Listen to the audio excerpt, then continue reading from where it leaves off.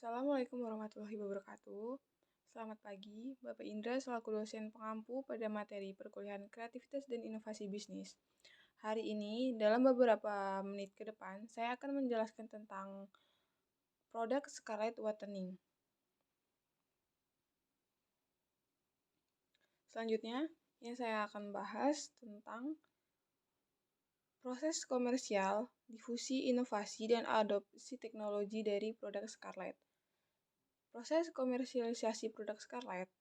Sebelum meluncurkan nama merek Scarlett, istri dari aktor Immanuel Cesar Hito tersebut merilis produk berupa masker wajah bernama Feliskin. Ternyata, produk Feliskin yang dipasarkan disambut baik oleh banyak orang.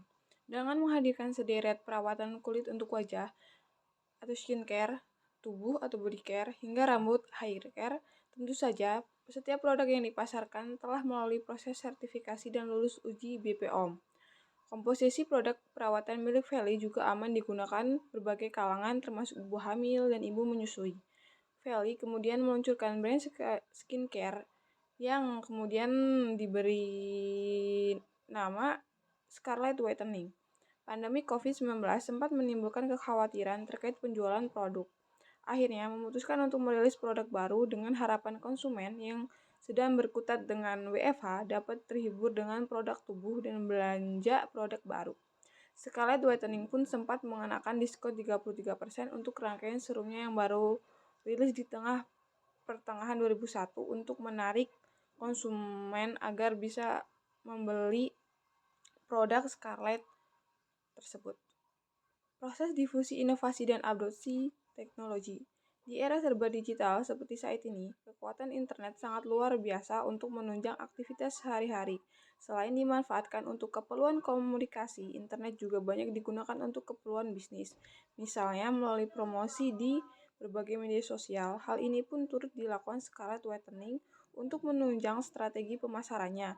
Merek kecantikan milik artis muda Indonesia tersebut sukses memperluas pasar dengan bantuan media sosial mulai dari Instagram, TikTok, Line, dan WhatsApp.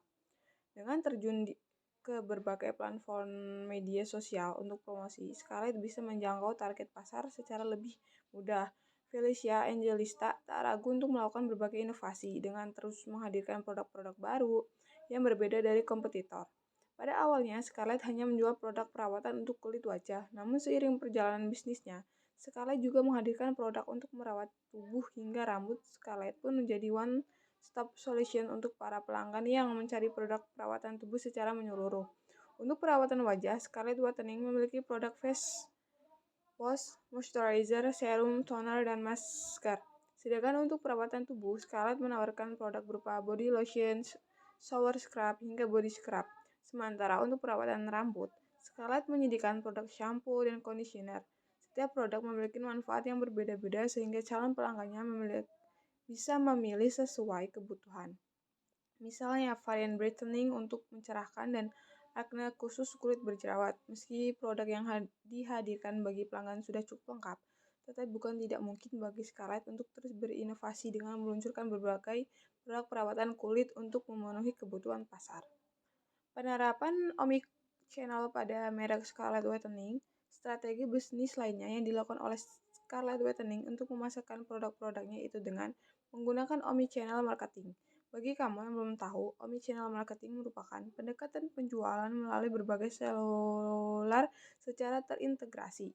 Hal ini bisa dilihat dari tautan yang ditambahkan pada laman media sosial Scarlett Whitening.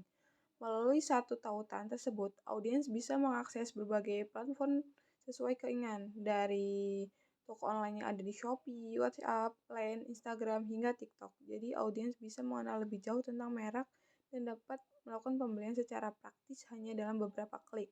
Cara seperti itu cukup relevan dengan perkembangan zaman sehingga Scarlett akan lebih mudah untuk menjangkau pelanggannya.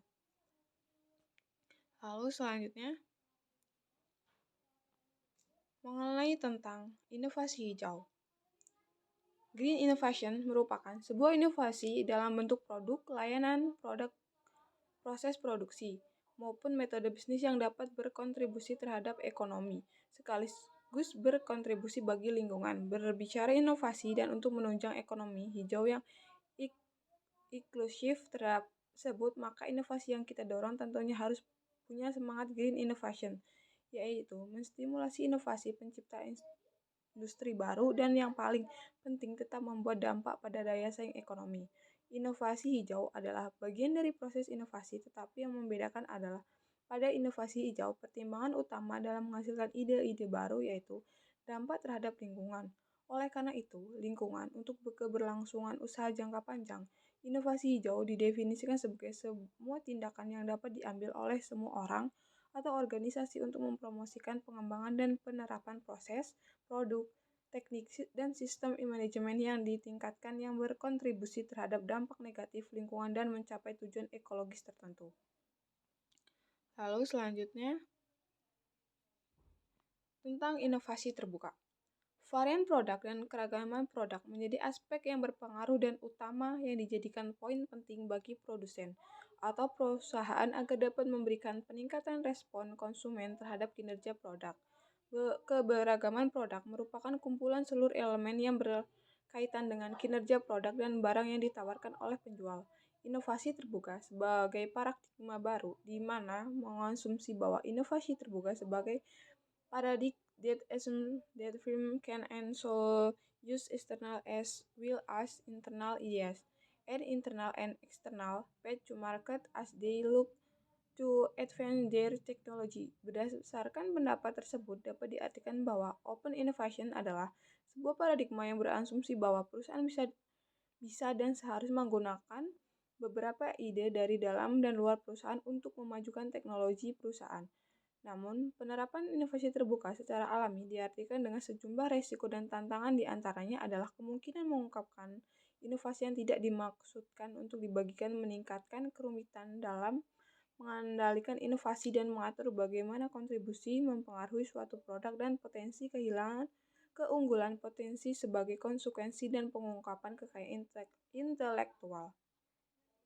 Lalu, selanjutnya ada sebutkan contoh UKM yang berhasil menciptakan inovasi pada era saat ini. Saya mengambil UKM Kaltara atau UKM Makanan Sehat atau Ning Kitchen Pelopor Catering Diet. UKM ini berasal dari pengalaman pribadi yang ingin sehat melalui program pola makan. Ibu Sri Ningsih sebagai pencipta UKM tersebut menularkan hal baik ini melalui usahanya berbisnis makanan sehat. Sri Ningsih kemudian mulai kembali belajar buku-buku tentang gizi saat zaman kuliah hingga mengikuti berbagai kelas tentang fungsional medisinal agar bisa tahu makanan yang sesungguhnya itu makanan sehat yang itu seperti apa. Diakuin bahwa bisnis makanan sehat dengan branding kitchen pertama kali dibuka Oktober 2018 yang awalnya dimulai dari menu catering khusus makanan siang, kemudian coba dihadirkan produk lain berupa minuman seperti green smoothie karena stok sayur di kebun mulai melimpah. Dari green smoothie, kemudian sejumlah pelanggan mulai banyak permintaan untuk memenuhi varian smoothie dan hingga sekarang.